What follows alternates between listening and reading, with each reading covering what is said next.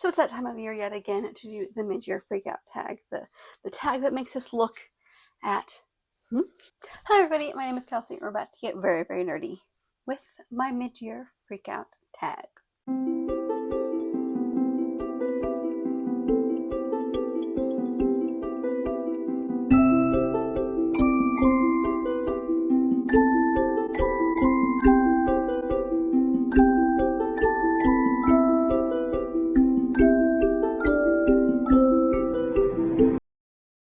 So it's that time of the year again where we do the mid-year freakout tag, where we look at how the year has gone so far and what we think and hope for the rest of the year. So as always, I believe the questions linked in the description down below. There are 15 questions here, same as always. This will be just a very quick video, so grab your caffeine of choice and let's dive in. Okay, the first question is the best book you've read so far this year, which I feel like is not a surprise if you've been here for a while, but it's the very first book that I read in the month of, this year.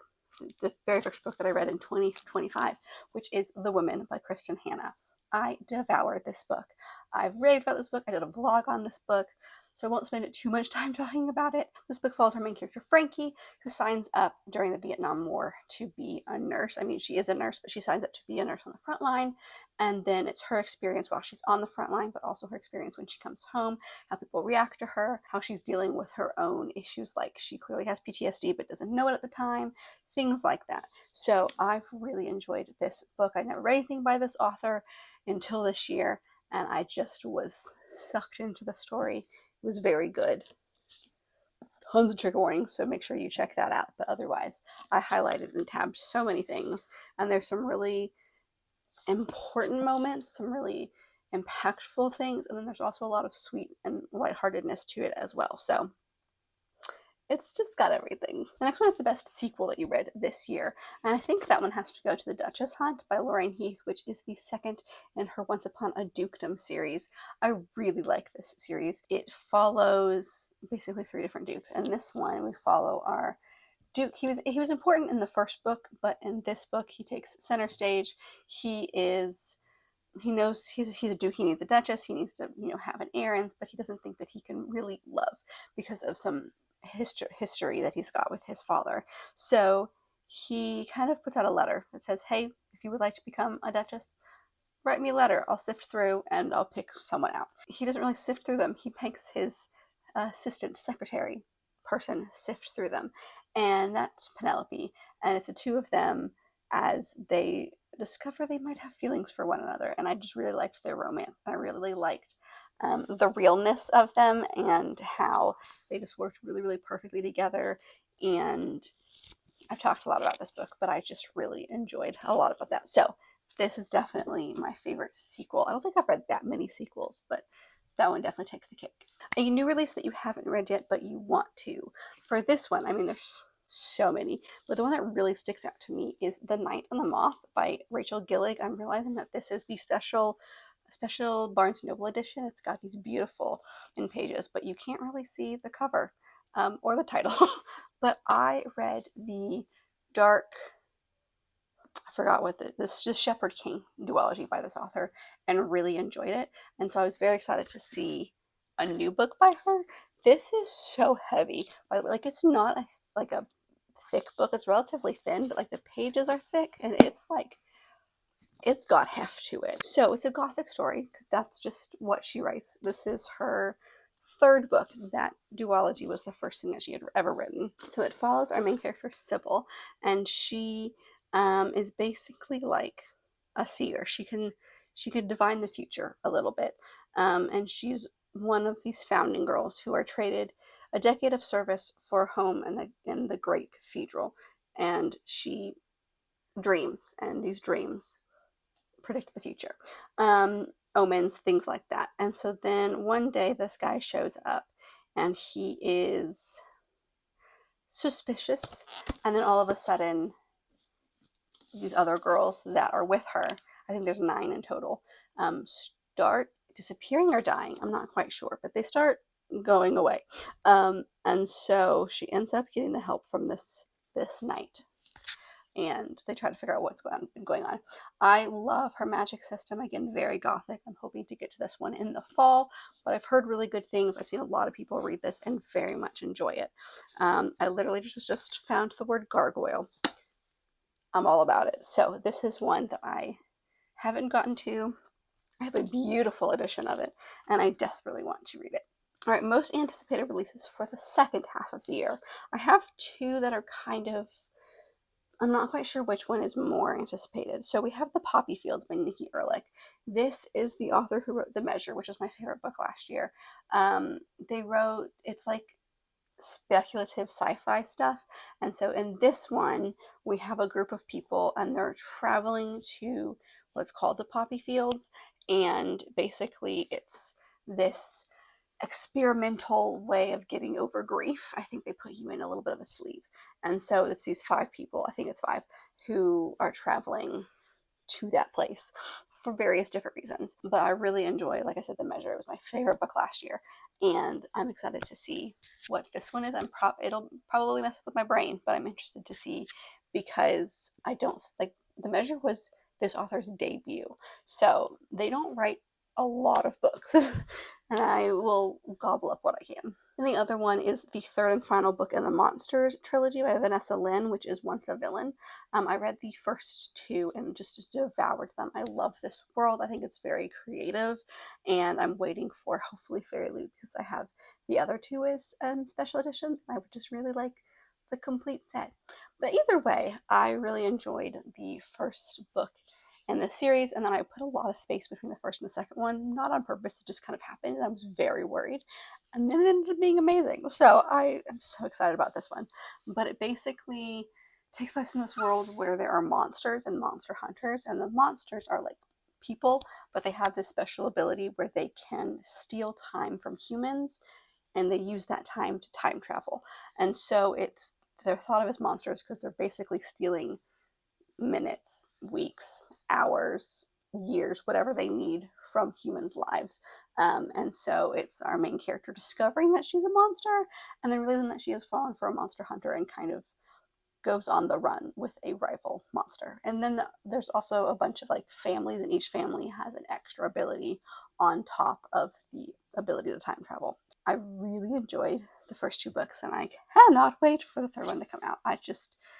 The second one ended on such a cliffhanger. I need answers. All right, your biggest disappointment. I actually still own this one because I haven't on hold quite yet, and that was One for the Money by Janet Ivanovich. This is the first in the Stephanie Plum series this author has written. I read this for book club. I was very excited. I've heard I've heard things. I've heard that my mother-in-law really enjoyed this series, but she's been kind of read it over the years. It's really kind of goofy and sarcastic, and you don't take it seriously. I ranted about this in my May wrap up, but basically there is a huge sexual assault plot line that takes center stage, and I just don't like how it was handled. I thought it was very gross, and there's a lot within this book. It's supposed to be this fun, goofy time of this woman trying to figure out how to become a bounty hunter and trying to get her sort of ex, which is funny. And if that was the story, that would be it. But it really wasn't. That was just what kicked off events. So yeah, that one. Goodbye. Good riddance. No, thank you.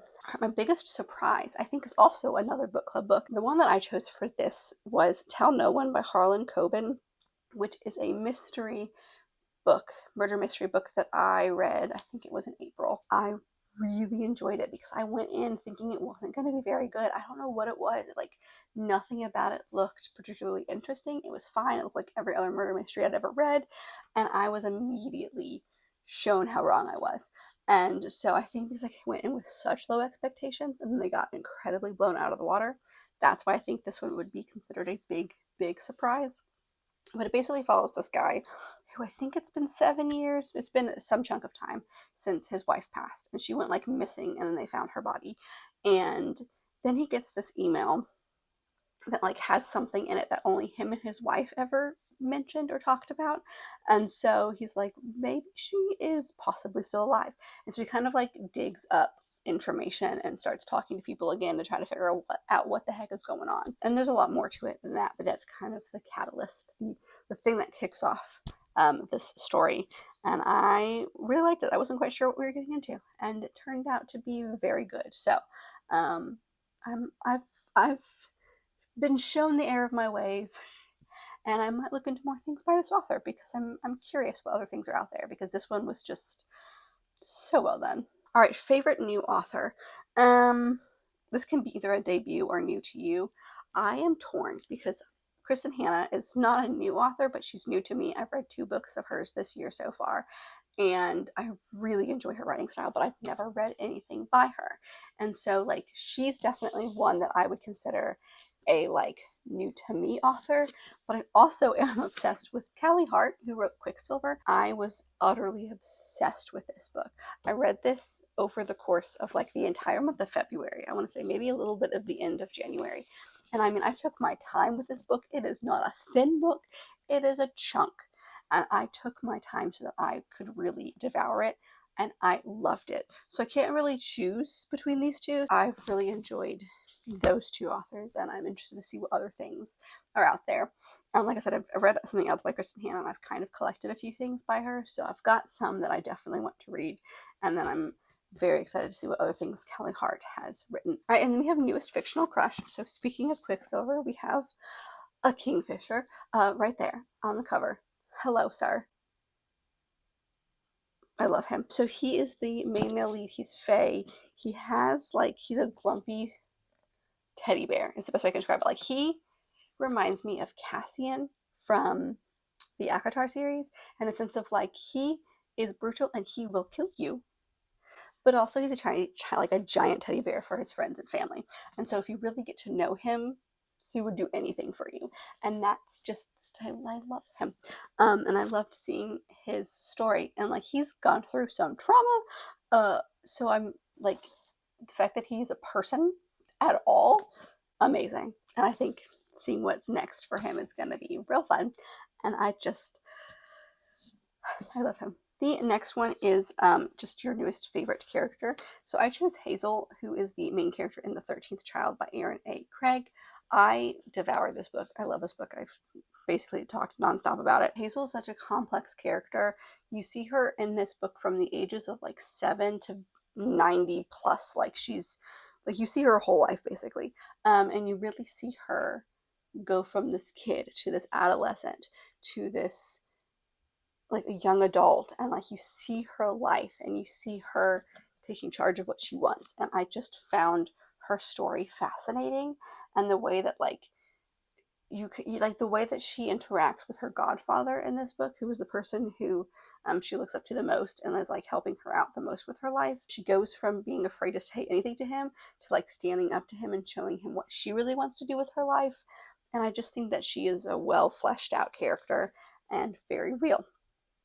I love her. If you haven't read this, it's a gothic story about a healer who has this, like, ability to tell how to heal you or whether or not you can be healed, and then what she does with that ability, and also possibly finding love, just some other things.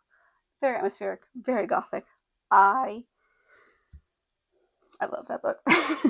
Read a book that made you cry. I mean, of course, it's The Nightingale by Kristen Hanna, the other book that I read by her. It's set during World War II, and it follows these 2 sisters and how they interact with the world. One is very, like, headstrong and wants to be part of the resistance, and one is like, I have a kid at home, I can't do that. And so she kind of, like, is quietly rebellious, and so it's the 2 of them. And I was told this book would destroy me, and so I kind of disassociated it a couple of times, because if I had let that in, it would have destroyed me. So I wasn't quite sure. I was like, maybe I just am heartless. And then we got to the end, and then I started sobbing like a child. So this one made me cry. Yeah. A book that made you happy. I have quite a few for this one, but the one that I chose is The Deal by Elle Kennedy, which is the first in the Off-Campus series. This is just a fun contemporary college romance. And I think the reason what made me so happy is because it was between, I read it for a vlog, and it was between two books that were just okay. Like one I ended up DNFing, and one was just kind of meh. And so I went in going, please just be a good fun time. And it was. There's not like a ton of substance to this book. I mean, our two main characters have quite the backstory. So if you're curious, please go check out trigger warnings for this book. But it's the two of them figuring stuff out. It's the two of them becoming friends, and then possibly more. They do create a deal where like he's a hockey player and he's not doing so great in one of his classes, and he has to do good on a specific test or he's going to get kicked off the team, and so, or at least benched. And so she ends up helping him out studying and stuff, and then he helps her out with the guy that she likes, and then of course it's the two of them. But I just love them so much, and this was just fun. Like I couldn't stop reading. I just wanted to keep going. I just wanted all of this book. So I think that's really why I chose this one, because it was just fun. All right, the next one is your favorite book to film adaptation that you saw this year, and I don't think I've seen any, honestly. The only one that I could think of is like every year my husband and I watch the How to Train Your Dragon trilogy, and so we've watched, I think, all of them. Maybe not the third one yet this year, but I know those are kind of based on a book, and the new live action is coming out, but I haven't seen it yet. So like I guess technically that one, but like that's kind of a biased answer because we watch it every year and I love it so much. So I don't know. I feel like I don't really have an answer. All right, the next one is your favorite video that you have done so far this year. I'm going to lump a few, but that is the 30 before 30 vlogs that I've done. I think I did one last year, and then the other two I did this year. But like, I was so proud of myself when I came up with that idea, because I was not doing good at that list.